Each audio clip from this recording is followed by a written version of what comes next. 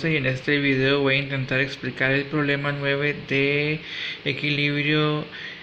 estático de la tarea de física. Se dice que un cuerpo sólido está en equilibrio cuando se encuentra en reposo o cuando presenta movimiento rectilíneo uniforme, es decir, cuando su aceleración es igual a 0 y su velocidad es igual a 0. Las condiciones para que un cuerpo esté en equilibrio estático es que este equilibrio debe ser traslacional, es decir, que no se traslade, y rotacional o que no gire. Para que sea traslacional, la suma de las fuerzas debe ser igual a 0, tanto que la suma de las fuerzas en X sea igual a 0, tomando en consideración que las que se encuentren del lado derecho del eje X son positivas, y que la sumatoria de las fuerzas en el eje Y es igual a 0, considerando que las que se encuentran hacia arriba son positivas. En el caso del equilibrio rotacional, es la sumatoria de los torques con relación a un punto de giro.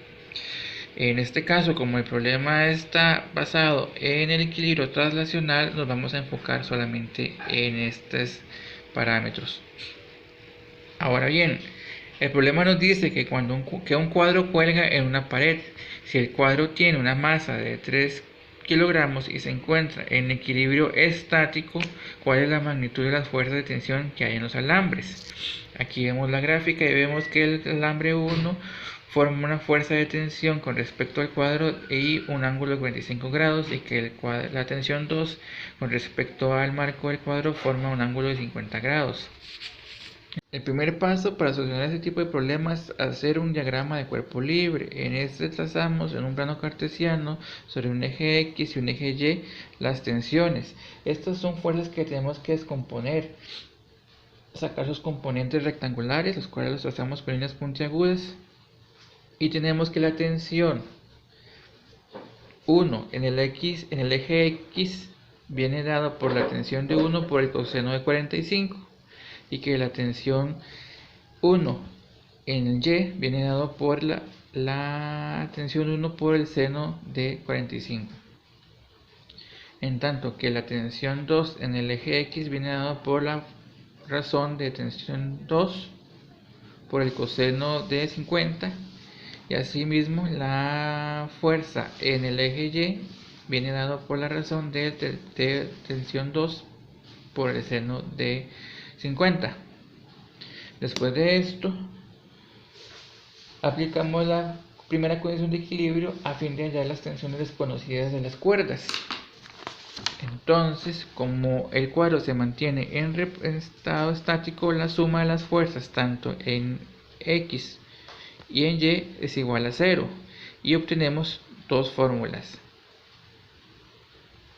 Sea la primera, la suma de las fuerzas en X es igual a T1 por el coseno del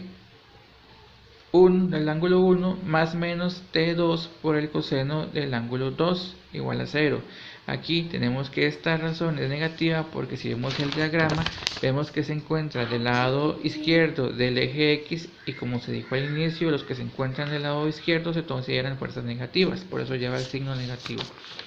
En la fórmula 2 vemos que la sumatoria de las fuerzas en Y es igual a la tensión 1 por el seno del ángulo 1 más la tensión 2 por el seno del ángulo 2 menos la masa o el peso del cuadro, que es igual a 0. Esta masa o peso siempre se resta y se despeja T2 en la fórmula 1, y tenemos que la T2 es igual a T1 por el coseno de beta 1 sobre el coseno de beta 2,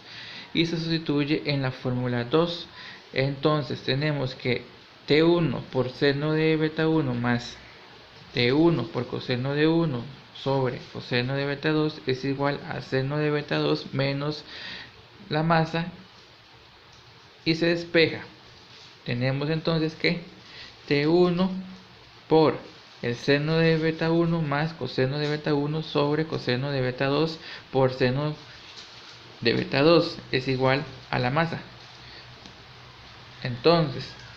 T1 es igual a la masa sobre seno de beta 1 más coseno de beta 1 menos entre coseno de beta 2 por el seno de beta 2, que esto es igual, si sustituimos, esto será igual a 3, que es la masa al cuadro por la constante de peso, que sería 9,8 sobre el seno de 45 más el coseno de 45 sobre el coseno de 50 por el seno de 50, y todo esto nos da que la tensión sobre el cable 1 es igual a 18,97 newtons. Ahora con estos pasamos a sustituir para encontrar la tensión del cable 2, que sería tensión 1 por el coseno de beta 1 sobre el coseno de beta 2, que sería 18,97 por el coseno de 45 sobre el seno de 50, y obtenemos 20,87 newtons. Entonces las dos fuerzas que actúan sobre